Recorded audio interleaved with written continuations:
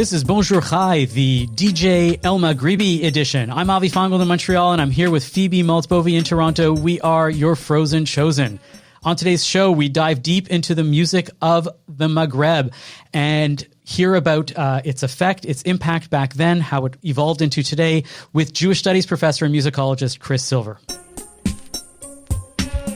Are you in the market for a new watch or a special piece of jewelry? Are you looking for the perfect engagement ring to pop the question? Atelier Lou has all this and more. Eric and the team at Atelier Lou can craft a piece for you, or you can select from some of the exclusive designers that they offer. From a simple bangle to a statement necklace, Atelier Lou can make you or your loved ones sparkle. Located in the heart of Westmount in Montreal or online at atelierlou.com, visit Atelier Lou for your next watch or jewelry purchase. And when you do, make sure to use promo code BON18 for 10% off your next purchase. That's atelierlou.com. We are in the middle of Pesach right now. We're in the middle of Passover, the intermediate days, Chol HaMoed. We hope you really enjoyed the Great Canadian Seder, Part 2.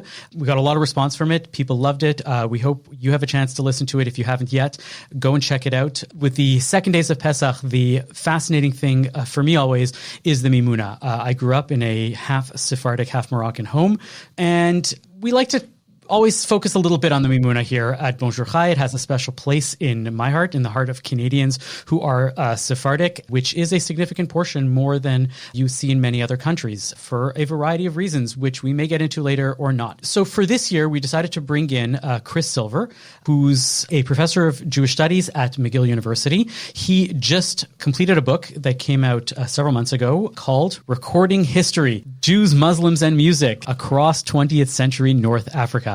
And we thought that we would bring him in, talk about the book, talk about his work, and maybe play some music that might be appropriate for a Mimuna itself. Chris Silver, welcome to Bonjour Chai. Thanks for having me. Hi, Avi. What is the Mimuna? From the perspective of the classic New York Ashkenazi Jew who has no idea, who's only heard of this a couple of weeks ago. So everybody has their own way of defining it. In the most basic terms, it's a party that happens on the last night of Passover, meaning as we have transitioning from the matzah to the chametz, going back to our daily lives, there is a party. People go to different homes. People go to people's houses, from house to house to house. There are specific foods. There are very specific foods that we have for the Mimuna, not that we didn't have them the rest of the year, but we have them specifically at the Mimuna. We wish people terho, which is you should have blessings. And Mimuna has the origin of the term and or of the event itself is probably, I could say, shrouded in mystery. But ultimately, the majority of people will tell you that it refers to Leil HaEmunah, right? The evening of belief, the evening of faith. And it's a night when we transition from Passover, which is a holiday of faith, and we bring the faith to the rest of the year, that we have faith that there might be an ultimate redemption, that the Messiah is going to come, and it's an excuse to have a party still. How does that sound? That sounds great. That's right on the money. I think you got it. It's communal. It ends Passover. It sort of ushers in this new time. Mm-hmm. And it's imbued, I think, with all the symbolism that you alluded to, but also sort of the arrangement of the Mimuna table as well, with sort of symbolic foods, symbolic numbers as well. So 5 looms quite large, 5 being representative of faith, belief, luck, like the Chamsa. And in decades past, there was also a time in which Jews and Muslims came together as well. So sort of the preparation for Mimuna require the participation of Muslims as well. And even in the not so distant past, you could still see that in places like Casablanca, Muslims selling certain goods and items that would adorn the Mimuna table just before the end of Passover. Sure. So meaning that you wouldn't be able, for example, like, you know how Jews sell their chametz before, Passover begins because they don't want to own it. But there are many people that want the Mimuna to be prepared in advance. And so they'll have their non-Jewish neighbors often there to help. There's a certain amount of trust that it's theirs, and then after the end of the holiday, they'll buy it, or they'll hire people to help set it up. My favorite, really interesting example of this is if you go to IGA in Côte Saint-Luc right now, they're selling frozen mofleta. Right. Mufleta is the pancake, the crepes almost, that is very, very traditional to be served at the Mimuna celebration. And they're kind of time consuming to make. They require a little bit of assistance and a little bit of work. So you can buy like a pack of 20 or a pack of 50 or whatever it is of these mufletas, which are definitely not kosher for Passover, but people will buy them before Passover, frozen, put them in the freezer, sell them to the non-Jew, right? And then right after Passover, have their mufleta ready to have a mimuna. I could go on about food questions, but no, I'm going to change gear. And I'm going to ask Professor Silver about what is your sort of professional background?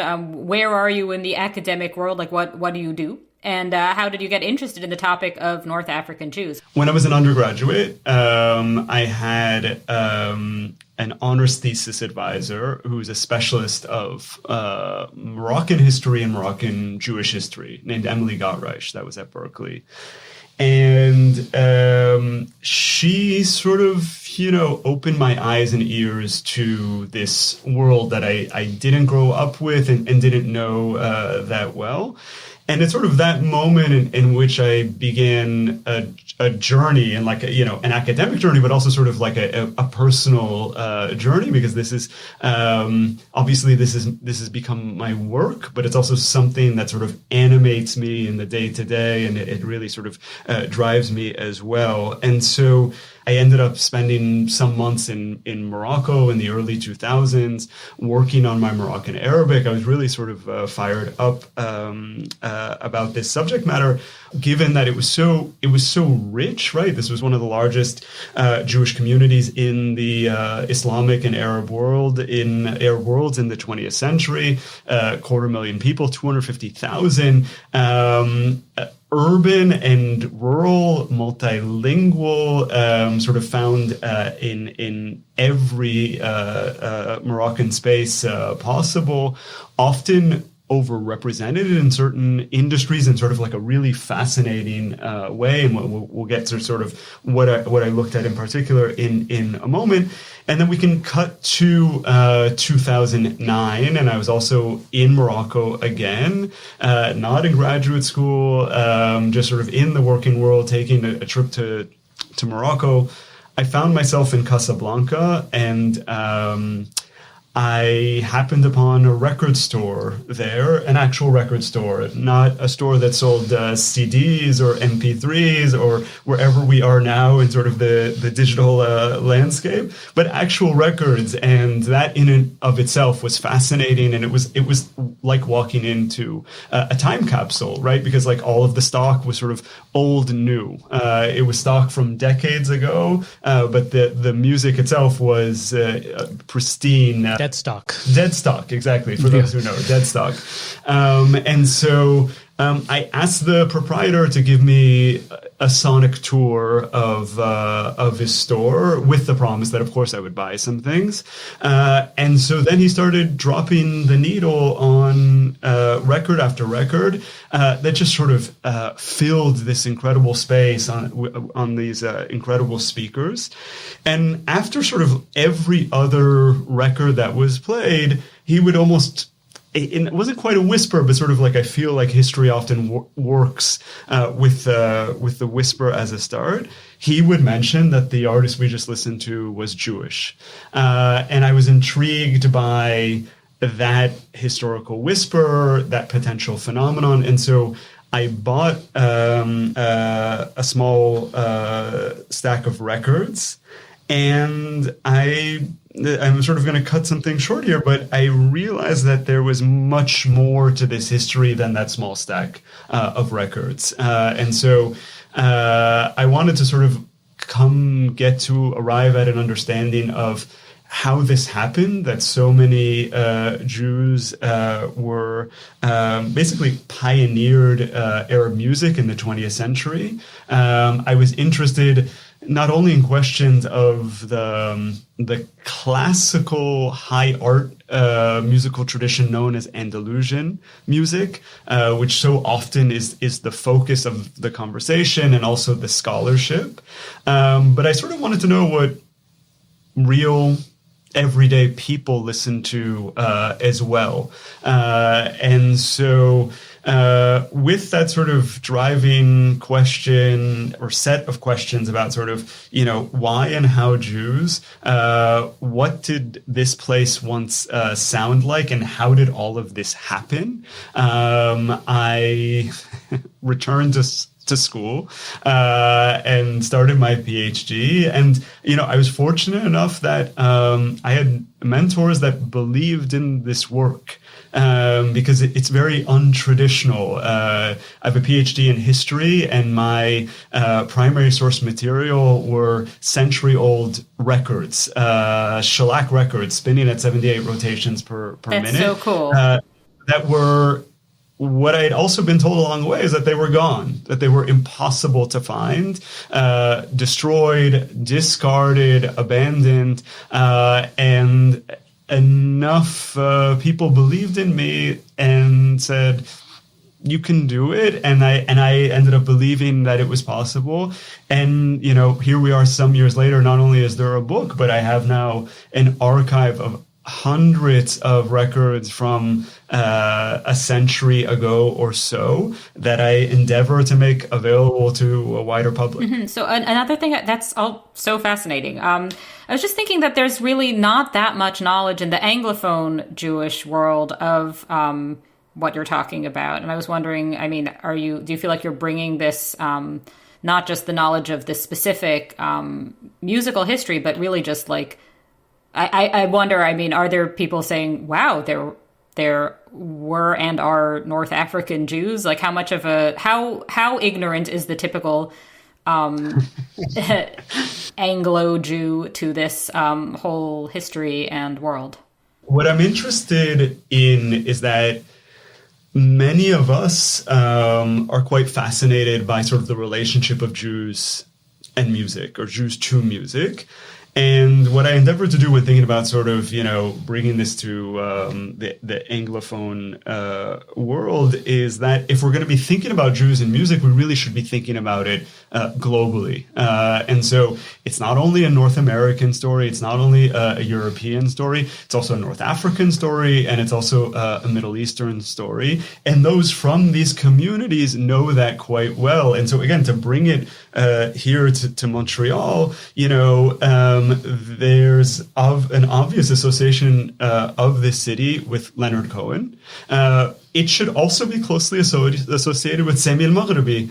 Sami Elmaghribi was a Moroccan artist. He was also a Moroccan Jew, but he was a Moroccan artist of few equals at mid-20th century. It was sort of the biggest thing in Morocco in his time, and not only in Morocco, in Algeria as well, in metropolitan France as well. And then he arrives here in Montreal with his family in the late 1960s, where he becomes, he transforms from sort of this, in some ways, the secular persona into the sacred persona. He becomes the Chazan at the Spanish and Portuguese synagogue. He was the Chazan at my parents' wedding. There you go. And so, for many Jews around the world, we can speak about Jews for a second. Many Jews around the world, Sami Elmaghribi is not only a household name, but he was he's a part of their family history and soundtrack. And so, again, to come back to this question of, if we're interested in Jews and music and the conversations around those intersecting worlds, then we should pay attention to the entirety of this subject matter and recognize that there, just here in Montreal alone, there were many important voices that emanated from different sectors and quarters. And then also to think about sort of the larger impact of Sami Elmaghribi, his voice can still be heard throughout North Africa, right? So in a place where there are few Jews left, his music of mid-20th century, in the same way that it animated Avi's parents' wedding, it continues to animate Moroccan weddings. And our car trips, and I still remember the dozens of cassettes, that my mom had that were just simply labeled Sami. Exactly. right? Or, I mean, there was also Chaim Luke and yeah, Bakashot and just general ones, but I just remember that all they had to say was Sammy. And those were the cassettes that we had on the car rides. They were scratchy. They were fifth generation dubbed already. Right. I hated them for so long because it didn't make sense to me. I wanted pop. I wanted something, fresh, and I didn't want something so scratchy and old. But I remember in my 20s, like rediscovering this and realizing that this was actually something valuable. Not just that it was part of my heritage, it was actually like interesting on its own. I think it started when I started hearing Andalusian orchestras from Israel that were well recorded, the ones with, Emil Zrehan and all of these others that were doing this again in the late 20th, early 21st century, and saying there's a wide repertoire of this stuff, and they started putting out CDs of it, and I would start finding them, and it was interesting to me. I remember going to the last concert of Sami Elmaghribi at the Outremont Theater. Wow. And nobody knew it was the last one, but he was already getting on in years, and that was interesting to me. And as I moved to the States, I started before I came back, it was like, oh, I'm going to go and find this music because it's interesting. Yeah. No, it's so, Phoebe, for all of those reasons, this is a story that there are people in the community who've been telling the story for a long time, and it continues to need to be told, to be amplified. And so, one thing I can add is that obviously the book I wrote was in English, but we're now working on translating the book into a number of languages, including into Arabic, because it's an important story, Sami Elmaghribi story, but also the role played by Jews in sort of crafting the historical soundtrack for North Africa for much of the 20th century. That is a story that should be made available in the Arabic language as well. So I'm quite cognizant of sort of the linguistic question, and I'm hoping to sort of diffuse this story and make it known as widely as possible. I think that's really great. So maybe the Art Gallery of Ontario next up should be, right? There have been exhibits. The Jewish Museum of Montreal put on an exhibit of Sami Elmaghribi's life.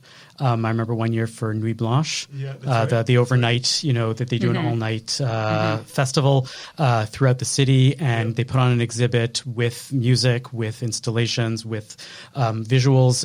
So there have been, stuff. There's a foundation, Yolande Amzalag, his daughter, who I'm friends with, who gave us the music from Sami Elmaghribi that we used for the Great Canadian Seder. Has a foundation devoted to preserving his memory and his legacy. So they're there. It's, it's pockets. I can say the Nuit Blanche event of a few years ago,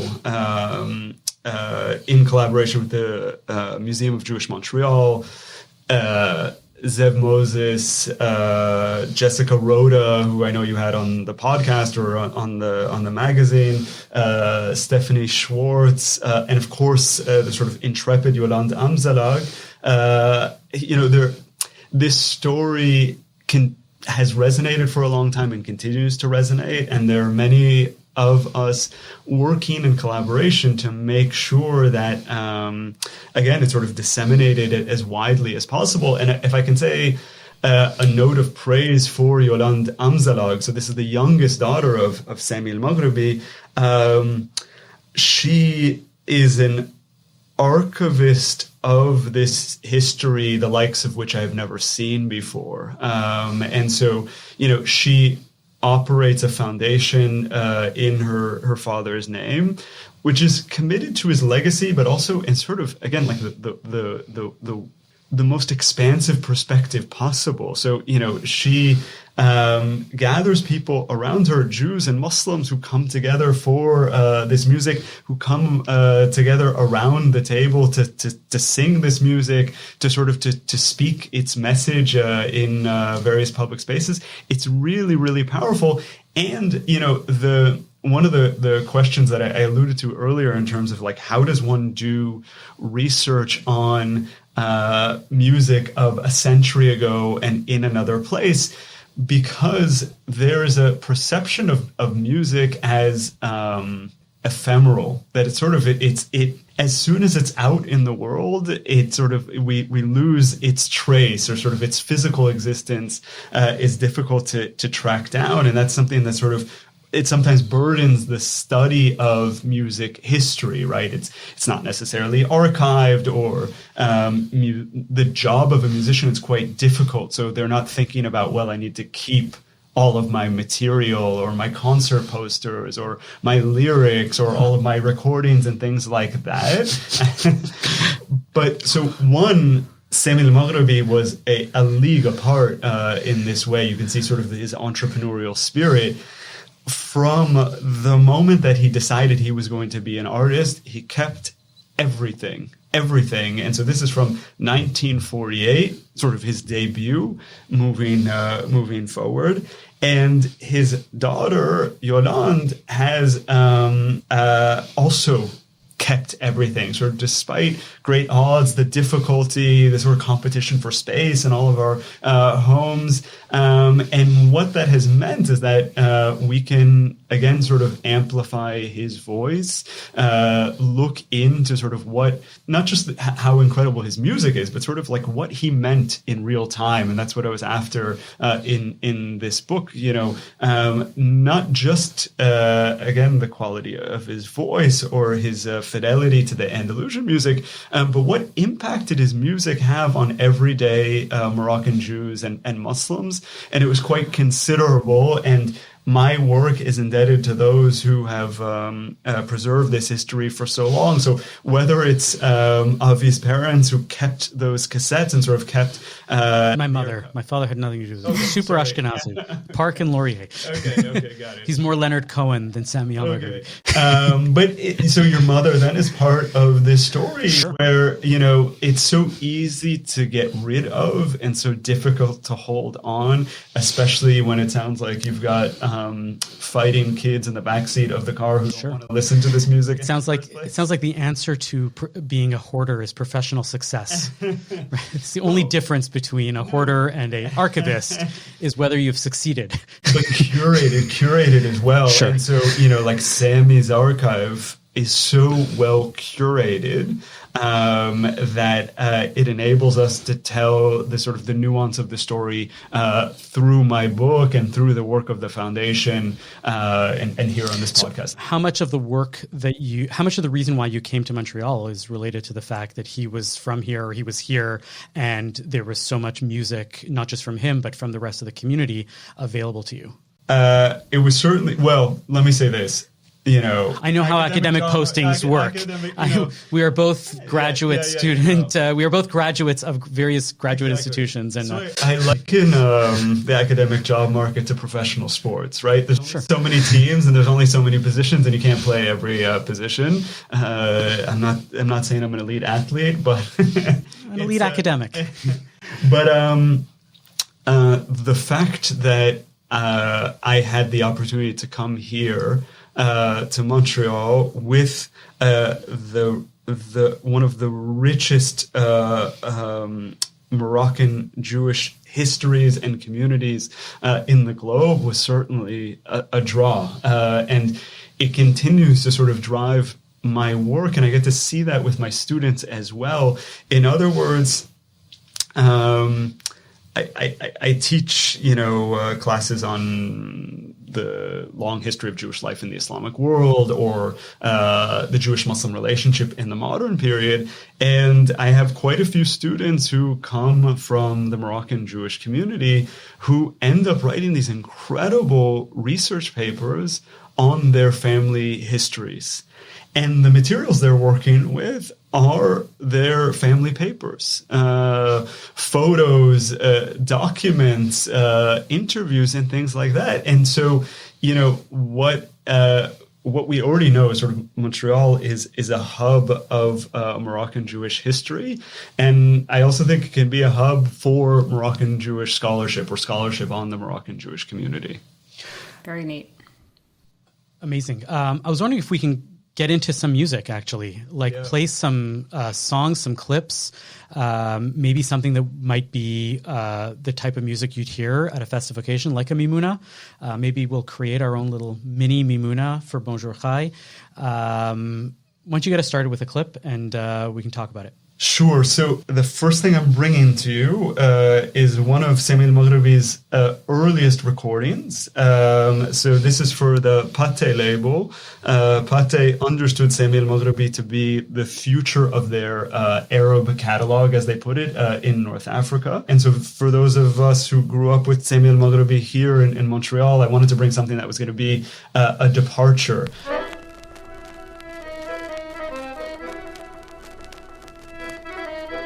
And so here he's covering a Cuban song of sort of early mid-20th century called Luna Lunera. And he sings it mostly in Moroccan Arabic, but also sings in Spanish at the end as well. And so we can take a listen to that now. لونا لونيرا انت شابة وصغيرة اسمك عزيز عليا في فم احلى من ثميرة بربي عليك يا قميرة لا تخمم ولا تحير اجي عندي العميرة واللي صار يصير. What strikes me first about this song is that you hear the very much an Andalusian orchestra sound, but playing something that is very Latin. And it's not like trying to be fusion, but it is, right? There's so many fusion attempts, the amount of times I've seen, Salsa Celtica or Mozart in Egypt, and all of these like attempts at fusing to, Miles from India, like doing sketches of Spain, but with Indian classical musicians. I can think of so many, projects that are like this. This is just an Andalusian orchestra playing Latin music. لونا لونيرا انتي شابة واسمك عزيز عليا في فم احلى من ثميرة بربي عليك يا قميرة لا تخمم ولا تحير اجي عندي العميرة واللي صار يصير لونا لونيرا شابة وصغيرة اسمك عزيز عليا في فم احلى من ثميرة شعلتي في قلبي جميرة وخليتيني ممحون خليتي عقلي بحيرة بهدوك العيون. What these musicians are exposed to is many worlds, right? So there's the Andalusian bass, which these musicians, his accompanying musicians, were all Jewish. They would have heard in many spaces, including in the synagogue, right? That the sort of Andalusian sound, this classical repertoire that we referenced earlier. But of course, they're also exposed to sort of French chanson. They're exposed to Latin music. They're exposed to all manner of, big band, swing, jazz, and from quite early in the 20th century, you can hear the influences of the globe in the music of Morocco or Algeria or Tunisia or whatever it is.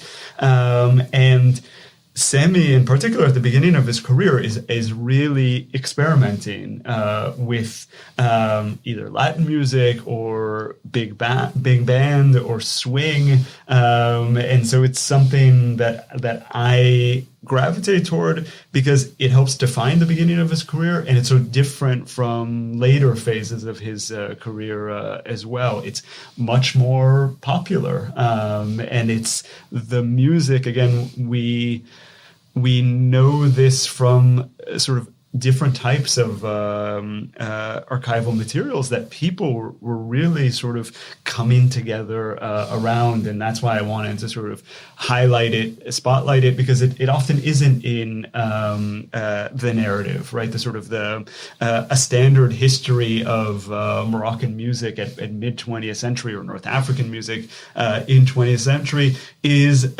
not necessarily going to pay attention to the popular, because there's especially in sort of academic circles, there's a pushback to the popular, and yet this is the music that people are buying in droves, turning out to in concerts by the thousands, and which also is of concern to the colonial authorities, who now see all of these Moroccans coming together in various venues in large numbers at this moment when Morocco in the 1950s, for example, seems to be on the march to independence. And so this music does a lot of things, and that's why I'm so interested in it. Very cool. My only cultural reference would be for music of that era, and for is like I Love Lucy when Ricky performs at the nightclub. Yeah. And I feel like that might be the sort of connection that somebody not versed in the... I mean, I'm also interested in the Cremieux Decree and all of that, but like my sort of musical reference would be more, Ricky Ricardo, big fan. Of that period, you mean? Yeah. Yeah, I mean, you've also got tons of like incredible jazz music at that time, sort of like the emerging sounds of rock and roll. And so it's a really important time. And in the North African context, I mean, for the...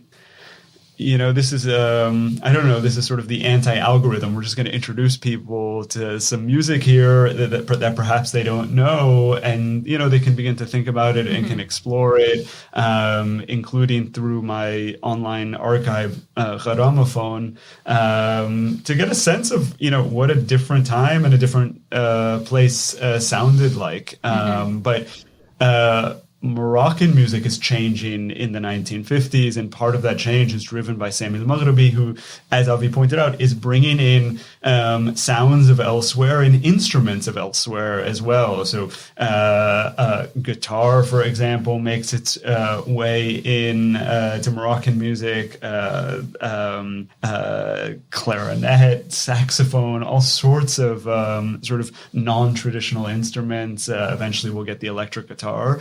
Are going to change the way that this place sounds, and it's driven by people like Sami Elmaghribi. Cool. What else do you have next?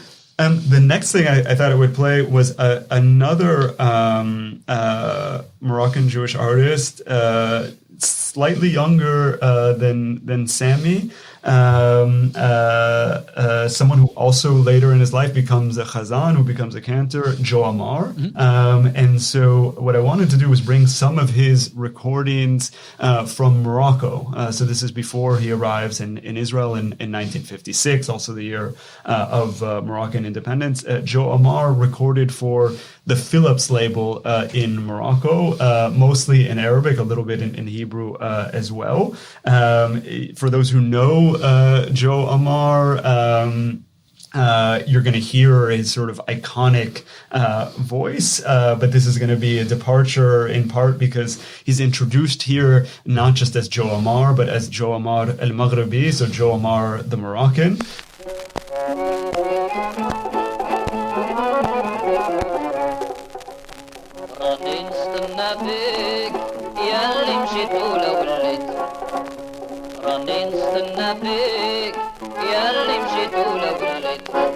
لا يكون قلبك كافر حرام عليك لا يكون قلبك كافر حرام عليك استنى فيك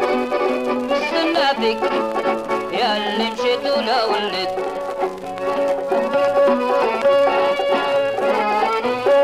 So you get like accordion here also. عمري كنت نشوفك عدويا ودابا حين داك صبري حالي ارجع اشفايا. What's interesting is that classic Joe Amar voice, that high, reedy, nasally voice, is still very present early on in his career. Oh yeah, and he's 26 at the time of recording.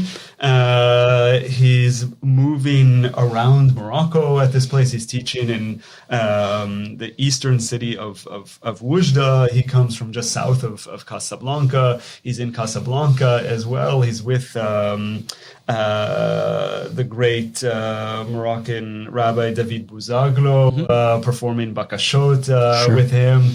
And he records for this major label before he departs first sort of for Marseille, then Israel. But yeah, his earliest recordings are in Arabic, and it's an important part of his career. I'm not sure if you're aware, but towards the very end of his career, in the late 90s, he almost broke through with the Ashkenazi Haredi crowd. There was these series of concerts every year by an organization called HASC, the Hebrew Academy for Special Children. It was a school and a camp devoted to kids with special needs. And their major fundraiser before this was a thing was to have these concerts at like Avery Fisher Hall with everybody who was anybody in the Haredi music world. So Avraham Fried and Mordechai Ben David. I know those names mean nothing to you, Phoebe, but this was like, imagine saying, right, you're going to have a concert and it's going to be, Leonard Cohen and Taylor Swift and Celine Dion and Elton John, and they're all going to perform in one night. I know. Right? I do know of Avery Fisher Hall. This reference, which has now been renamed to David Geffen Hall. I'm not sure if you're aware of that. I should have known that. It's another example of the Jews colonizing, spaces. But the Upper West Side. I mean, it's ours. And they would, and for the first couple, for the second one, I believe, and maybe there was more, I don't remember, but I know for sure that one of those years they brought in Joe Amar. And he sang Barcelona, which was his big hit, and he sang a couple other tunes. And they were like, well, if we're going to have the spectrum of great Jewish musicians, we should have, this guy. And it didn't quite, cross over fully, but he was definitely in the world of the Haredi world for a little bit. Yeah, and I mean, he recorded in Yiddish as well. Sure. And he wasn't the only one. There's one of the most important Algerian Jewish artists of the 20th century, Salim Helali,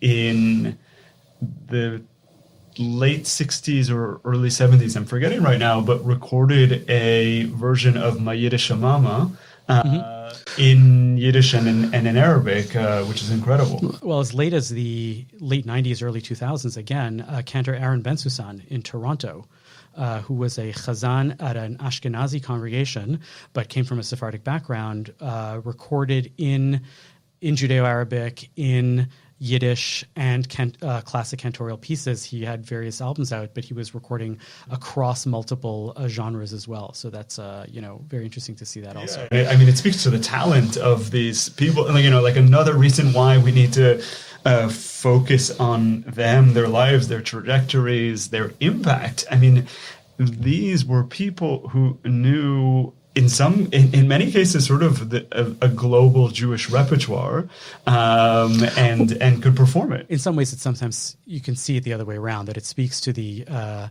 normative nature of Ashkenazi and Yiddish music, that even if you're a Sephardic artist, you really can't make it unless you add some Yiddish music into your repertoire. I agree, but also you see these things in the Moroccan repertoire, for example, that are emanating from Egypt, for example. So it's sort of like another way to think about it, that Sami Elmaghribi, for example, was well-versed in sort of all of these things, plus he knew Kulthum. Sure. Also. Well, you can't know music and not know Kulthum. Yeah. Anyways, what are some of the any really like party music that would show up maybe at a mimuna or at a henna or at a wedding? What types of music was being played at that time? Because I know what the music is like now, and we can get into that in a minute. But maybe play some examples of a couple of tracks of stuff that would be party music. One classic of sort of the henna is a song that Salim Helali, the Algerian Jewish artist, helped popularize, called Habibi Diali.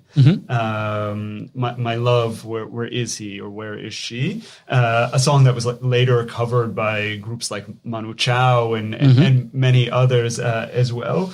And so what I did, again, I don't know if this is exactly party music, but this is sort of the earliest iterations of this song. I brought two different versions. You're going to hear that these emanate from very well-loved records. So there are many scratches and imperfections and the like.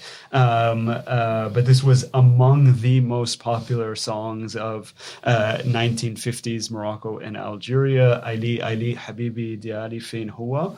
And I brought two versions. versions. The first is by Albert Suissa, a Moroccan Jewish artist who was incredibly popular at mid-20th century. And then sort of the among the most important female artists of Morocco from the 30s through the early 60s, Zohra al-Fassia. And so we'll listen to two versions of that, and I'll play you just a second of them now.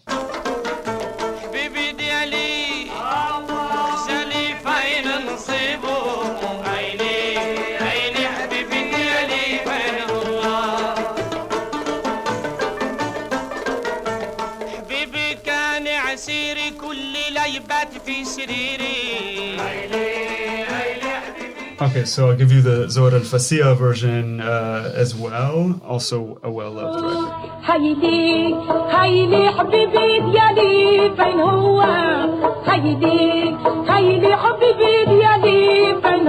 What are the contemporary versions that people are playing now at Hennas? Because it's definitely way different than this. Do you know any of the tracks that are saying the one? If you go to a Moroccan Henna now, you're hearing this song, but like you know these super amped up versions. Yeah, I can think of that, like Sfatayim.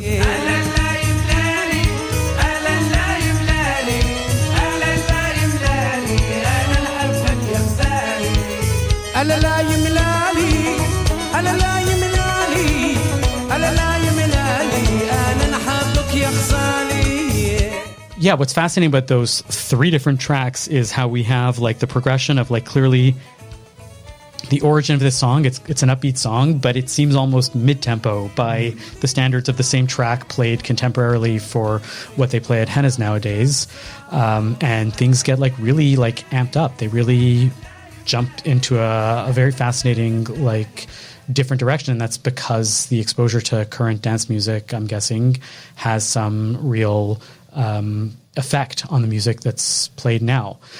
What's the relationship between contemporary like Moroccans that are not octogenarians, right? Younger Moroccans, younger Sephardim in general, and this kind of music? And are they doing any interesting things? Are they going back to tradition? What's happening in the culture with regards to this music? I mean, you see, I guess we're in a moment of revival that I'm sure many of your listeners are aware of, where if you look at the Israeli context, for example, there are a great number of Moroccan performers of Moroccan descent who are not just interpreting this older music, but sort of making it totally their own and new. So Netel Kayam and Amit Haikohen are two performers who perform together, who immediately come to mind, who are sort of expressing themselves and their identity and their positionality first through the discovery of this older repertoire, and now they're also sort of branching out on their own and writing their own music in Moroccan Arabic, and doing that in our current moment. And there's many other iterations of this phenomenon, again, in Israel, in which sort of something has been awakened, rediscovered, but also making it their own, right? It's not just nostalgia, I suppose, is what I would say. It's a way to understand themselves and their current moment, and also to look forward, sort of to use the past in order to envision a possible future. And so we're witnessing a return to this period in many ways, but of course with a very contemporary twist. So this music is being used in interesting ways by young Sephardim. My sense also, though, is that a lot of the young Sephardim living today are not necessarily, they're listening to this maybe on the side, but when they're going out to enjoy themselves for an evening, if they think of Jewish music or Mizrahi music, they're playing contemporary Israeli music more than anything else. The question of sort of like what are people listening to today is quite difficult and vexed. So no, I don't think when someone's trying to, get pumped up in the car, that they're playing what we listen to.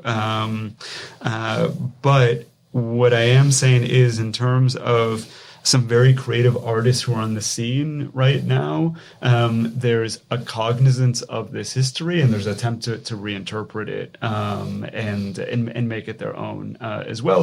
There's a sense that this is part of an important legacy, and it can't be silenced any longer. It needs to be out there. So, in terms of, we're in a moment that we all know well. We're sort of, the music is at a crossroads. The music industry is at a crossroads. The world is sort of captive to Spotify and the algorithm, and even like the act of discovery becomes that much more difficult.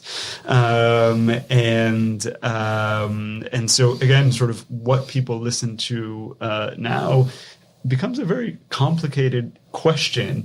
But what I can say is we have many incredible artists that are rediscovering this music and themselves through it in Israel, but also in Morocco as well. You have Moroccan Muslims who are reinterpreting this music, bringing it back, working it into their repertoire, of course, as they're doing totally different things, pushing the envelope in other ways.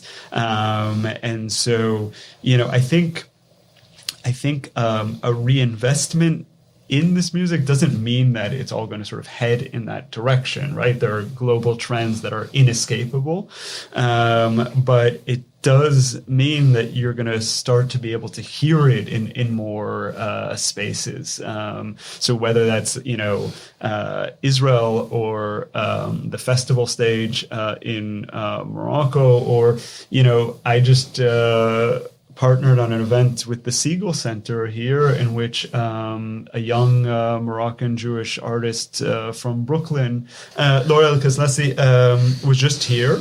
And we had some 60 people show up of very different backgrounds to sing alternately in Hebrew and in Arabic. Not this repertoire per se, but the repertoire related to Al-Andalus, Bakashot, liturgical and paraliturgical music. And so I think there's interest. Amazing. Before I close up, Phoebe, are there any last questions that you wanted to get to? Well, it's interesting to me just because this is not at all my family background, but learning about it and finding it fascinating and really thinking just about how little I knew about this just growing up, my grandmother was an Ashkenazi Montreal Jew. So in theory, that might have meant that I knew about this, but because she moved to the States, as a young adult, I just didn't know about any of this. Right. Yeah. No, but even, it's still, Avi, I don't know what your thought is, but it's still often two solitudes here, even within the Jewish community. Even if you had grown up here, it doesn't mean that you would know this story at all. Mm-hmm. Yeah, I think it's fascinating that you say that because, I did grow up with Ashkenazim and Sephardim not really mixing as much. There is a lot more of that intercommunal attachment. I look at my kids' school, and I would say probably 3/4 of the families have one Moroccan parent and one Ashkenazi parent. Mostly Moroccan. It's because of Montreal, so I'm not going to say broadly Sephardic, but that is the case. And it's fascinating how much overlap there is now within the communities. That being said, culturally, you don't have a lot of that overlap. So Ashkenazim will often find it exotic to get into Sephardic things like Sephardic food, and will go to the Sephardic caterers for their takeout sometimes and, find, oh my God, that's amazing. They're not necessarily going to listen to the music as much. But what's interesting is that the Sephardim, because of the emphasis on popular music and dance and being upbeat, will listen to a lot more Ashkenazi artists. So if you go to a Moroccan Sephardic wedding, especially if it's a more Haredi inflected one, you'll hear a lot of the Israeli music, but you'll hear a lot more Ashkenazi artists and musicians. So in that sense, the many Sephardic youth will know many Ashkenazi artists and musical artists, but you won't find that vice versa. So there is a lot of two solitudes, but there's a lot of like isolation piece, and it's interesting to see what are the pieces that overlap and what are the pieces that don't.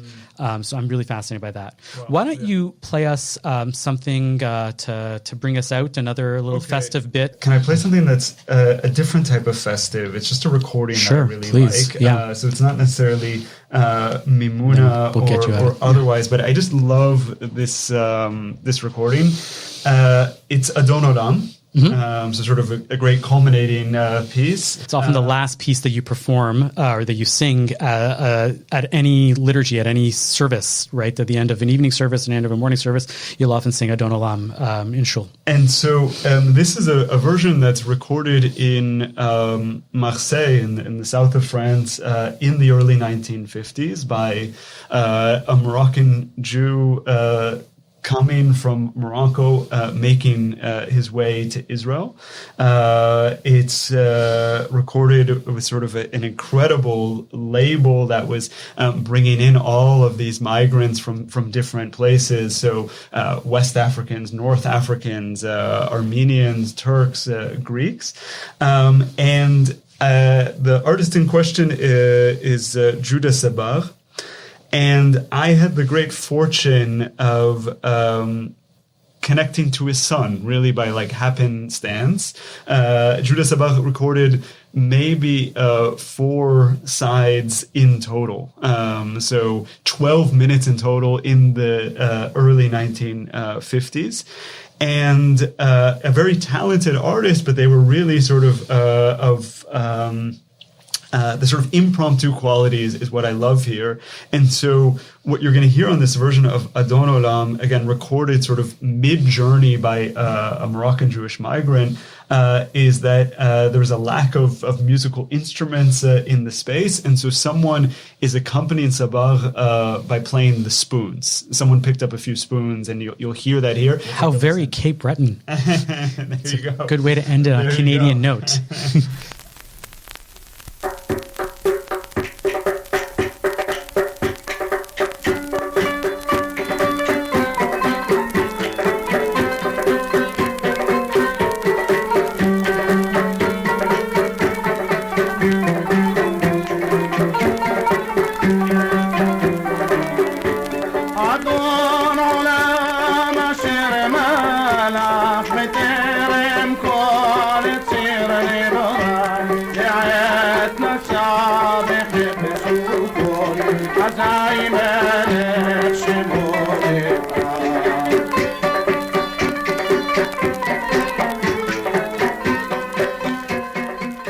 The expansive quality of the recording industry in North Africa in part fueled this project. The fact that thousands of individual titles were released over the course of the first half of the 20th century. Some of these records sold in the tens of thousands of copies, but all of this to say that there were hundreds of thousands of records crossing borders in North Africa, across North Africa, with a great many of them by Jewish artists. Again, propels this story forward. But also the fact of the diversity of this music, right? So we sort of spoke about Andalusian music and also popular music, but it was also a very much a multilingual affair. So Sami Elmaghribi sang himself in multiple languages, but Arabic, of course, was the language of the vast majority of the recordings, but a great many liturgical and paraliturgical Hebrew language repertoire was recorded as well. And so I just wanted to point that out to give us a sense of sort of the vastness of the soundscape of a particular place in time. Chris Silver, thank you so much for taking all this time with us. Thank you so much.